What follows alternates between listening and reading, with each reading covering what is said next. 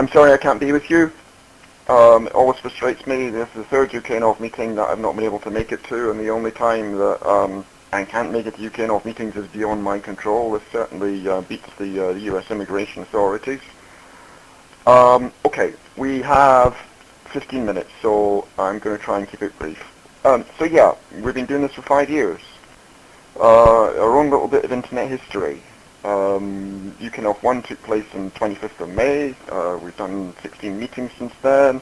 I just sort of gave it a try back then. I didn't really think that we'd still be doing this 5 years and 16 meetings on. The whole UKNOF thing kind of grew out of my involvement with UKIF, but that's kind of left behind, and we've moved on from there.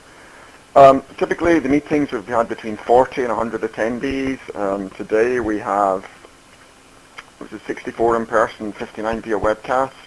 Mailing list has got 650 people now, which is nice because it means that we've reached a sort of similar per capita demographic penetration to NANOG. We have a program committee that looks after the program. We have a funding council that makes sure that we have money to do it. We have a whole bunch of volunteers. And the good news is that I think we're on a pretty secure financial basis. The remit of UKNOF, it was really about sharing knowledge, sharing information, making sure that the UK Internet's infrastructure gets the kind of attention that happens in meetings like NANOG, and also to keep it operational and not get sucked too much into the commercial or legal or political stuff unless that was going to have an impact on network operations.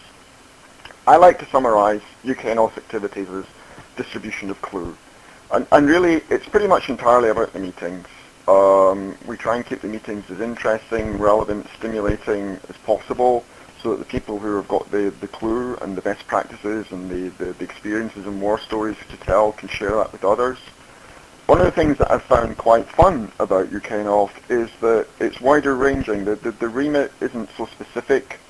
It's not as closed as some other bodies in the UK Internet. Anyone can come along. We can pretty much put on anything that we think is interesting. It doesn't have to have a specific purpose or further a particular interest. It's about sharing knowledge.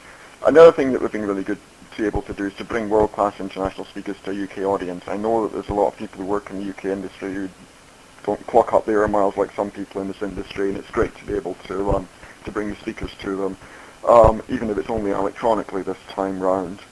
Mailing list isn't a very busy one. It's mostly announcements about the meetings and various other operational announcements that go through. The program committee, we've had 13 volunteers now. It's their job to make sure that there's a supply of interesting presentations. Sometimes they give presentations themselves, sometimes there's suggestions from people. Sometimes we find a lot of the time we go out and we find the interesting presenters. You can find who they are there. We're always looking for new stuff and ideas. Please, if there's stuff that you want to talk or you want to see or you've seen somewhere else and you want to see UKNOF, please say so. That's the PC email address. And the other thing is that every single UKNOF, we always have slightly too much stuff. So if you can submit stuff early, that makes our life a lot easier and vastly increases your chance of getting a good slot. Here's the program committee members. Perhaps all the program committee members in the room could stand up. Okay, I can't get video, so I have no idea whether they're doing this or not. Okay, good.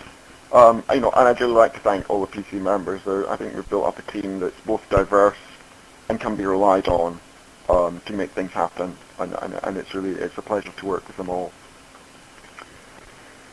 How does UKNOF get funded? The principle is it's non-profit. The UKIF legal entity that it sits on is a public company limited by guarantee, and really, in spirit of the openness, we like to try and avoid charging meeting registration fees so that anyone can come along. And we've been very lucky. We've been able to do this. We've had at least one sponsor for every meeting. They cover all the costs. The only thing is that a lot of that is vendors, and with some great support from vendors, but it can be a wee bit unpredictable having the cash in the bank before the meeting. The sponsors won't tend to come along until we know that the meeting's going to happen. And so when we were getting things going, we added this concept of subscriber sponsors. And there are some of the other non-profit internet organizations out there who have a common interest with UKNOF. They comprise what we call a founding council. They provide baseline funds, which means that we have money in the kitty to handle the cash flow. in general, what happens is that pretty much every meeting, commercial vendors, and I'm extremely grateful to G-Cakes and Brocade today for sponsoring the meeting. They paid for the meeting costs. They were going to send speakers. The speakers weren't able to come, but they still had the speakers deliver, and they delivered in sponsorship. So I think that definitely deserves a round of applause. And because we have the sponsors, it's not just about having a venue, it's about having a nicer venue, it's about having a nice lunch, it's about having beer and curry before and afterwards. And again, thanks to Anders and Arnold last night and to Go Communications tonight. Funding Council is a body of representatives of sponsors who have contributed to UKNOF over the years and are making an ongoing commitment to keep UKNOF going.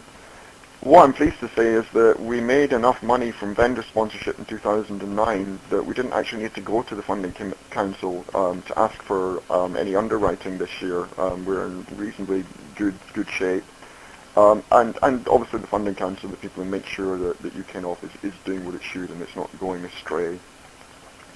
Funding Council, in terms of the members that have made the contributions over time, Eximus for Dinesh's time with admin, Cable and Wireless, and Links and Nominet have all contributed money recently. ISC contributes my time as chair. Jump hosts one of our servers. LunApp posts the mailing list for us. Running costs, it's typically costing us about 5 to 6k per meeting, and that splits roughly equally between venue and catering and then various other miscellaneous costs. The time that it's taking me is part of ISC's public benefit remit, and that works reasonably well. I've had problems with overcommit ever since I started working with ISC. The good news is that I have divested myself of my work responsibilities effective 1st of May, and have split off my operations manager role, so in theory that allows me more time to do stuff like UKNOF. We'll see how it goes. I think the cash reserves are good for about a year of meetings at the moment, if we're not too extravagant, and if you want details of UKNOF's accounts, then you just need to ask. So we have meetings 3 times a year. Again, it's about not just being London-centric, so we try and have at least 1 meeting per year in London, at least 1 meeting per year outside of London. I think we've balanced it up quite well. We've always tended to try and sort of shoot for dates that fit in between existing internet meetings. What we've done now to make it a lot easier to schedule things is basically come up with an algorithm which says it's the 3rd Thursday of every January, April, and September. That'll be roughly, because we can never always get venues or sponsors on these exact dates, so there may be other clashes, but these are the dates to block out in your diary going forward. And we're always looking for hosts and venues for meetings. If you'd like to host a meeting at your company, or there's a venue that you know about and you're prepared to help host that in your city, that would be great. We've had some good support there.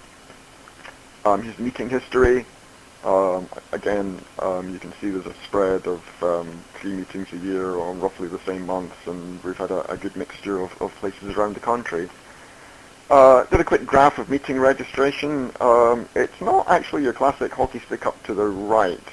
I think one of the reasons for that, I've marked the meetings that weren't in London with a little star at the bottom of the graph, so we always had less attendance in London than we've had outside of London. I also thought that it looks as though there's less people attending the meetings, but actually we've had more people attending by webcast. Although we haven't quite hit as many numbers this time. Maybe that's because of the volcano, I'm not sure. But an acknowledgement to the various organisations that have sponsored UKNOF. Some of these organisations more than 1 meeting in the past, and it's been really great to have the support. Again, very grateful for that. So what runs UKNOF? There's a website, there's some DNS and internal mailing list stuff which is running on my server in Tallyhouse, which pending further travel issues I hope to upgrade next week with a bit more disk space on EuroOS. Jump provides transit and colo for that. LunApp provides the mailman meeting lists. Various people help with a voice conference bridge for the monthly program committee calls. And webcast connectivity, various other things, and UKNOF really does nothing except for providing a bank account, bookkeeping, and legal entity for UKNOF. And The other people I'd like to thank, some of them are on the program committee, quite a few of them are not, are helpers. UKNOF would not work without the volunteer help that we get. Particularly mentioned for Dinesh for all his sterling work on venue admin and meeting badges and generally just making sure that everything runs.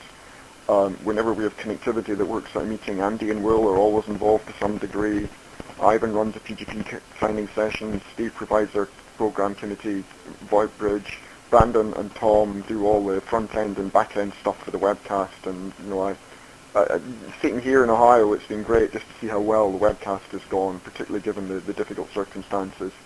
And obviously to thank all our speakers. Our speakers come here on their own time, on their own expenses, and I generally find that the quality of the presentations is really quite high. A big thank you to everybody who's doing this, not just today, but for the past 5 years.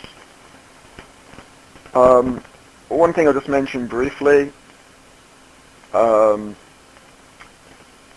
is the UK Internet History Project. This is something that myself and Nigel and a few other people have tried to get going. Really, the extent of this is reeling in people from, have been doing this at least as long as I have to give a talk about what they're doing. You can't get techies to write stuff down, but you can usually squeeze a slide deck out of them. There's various things that we'd like to do with this, but it needs cycles. It needs somebody to be the champion of this, and there just hasn't been enough time to do this. So next meetings.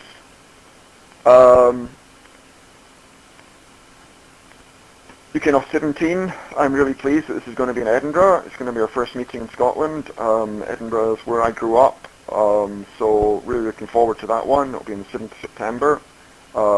The university is providing the venue for free, and it's a really nice building, but we're seeking sponsors to cover the cost of the meeting and any socials.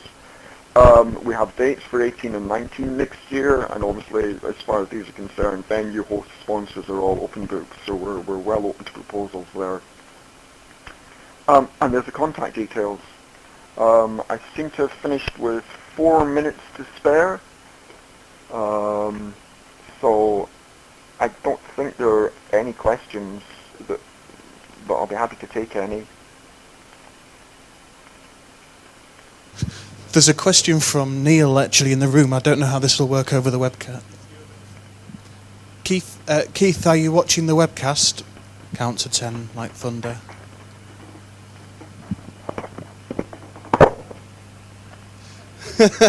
I just wanted to say thanks to Keith, because the idea of this was originally his idea, and I think he's done a great job, especially considering he's based in the US, of running this, and certainly he's definitely kind of 50% of the effort that goes into this comes from Keith, so thanks Keith.